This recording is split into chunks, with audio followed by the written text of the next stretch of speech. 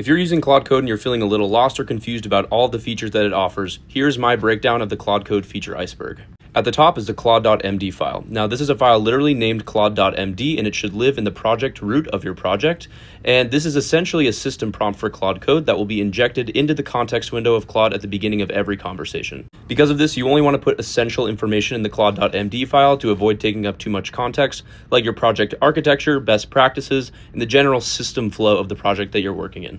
Next is MCP servers, and MCP servers essentially are just a tool that allows Claude Code to interface with external apps or APIs. To add an MCP server, just find the MCP server that you want to add, go to the GitHub repository on the internet, copy the link, paste it into Claude Code, and ask it to execute the bash command to configure that MCP server either in your local project directory or globally, depending on where you want the MCP to be accessible to Claude Code.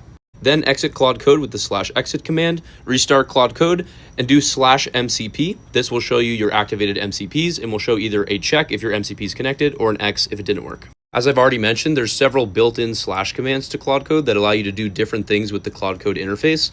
I already mentioned /exit to quit Claude Code, and /resume allows you to resume conversations that you've already had with Claude Code in the past. I mentioned /MCP to see MCP servers. If you want to see all the other built-in / commands, just type in / to the chat box of Claude Code, and you'll see all of the built-in / commands. One really important built-in / command is /compact, which allows you to compact the context window of Claude Code's conversation with you so that you can keep some context while continuing to code with a more open context window. Now we'll dive deeper into the iceberg to some more advanced features, all of which will live in the .claude folder in your root directory. The first is custom / commands. So to create a custom / command, go into your .claude directory in your root directory, which if it doesn't already exist, you should create. And within that directory, create a commands directory. That should be the name of the folder. Within those, you can create different markdown files that will be designated for different custom prompts that you want to repeatedly send to Claude Code. For example, I have a / command that's called sanity check that essentially runs linting checks, runs a build, just to make sure that there are no major errors in any of the new code that I've just added. The second advanced feature is subagents. To create a subagent, you're again going to want to go into the .claude directory, which is in your root directory, and create an agents directory. It should be named agents.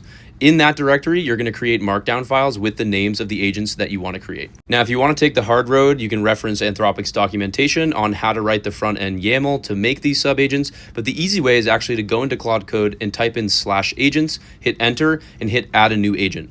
This way, Claude Code will actually write the entire agent for you, so all of the front-end YAML is configured correctly, so Claude Code will know exactly when and how to call your subagent. In this process, Claude Code will ask you to describe the function and when you want the subagent to be called.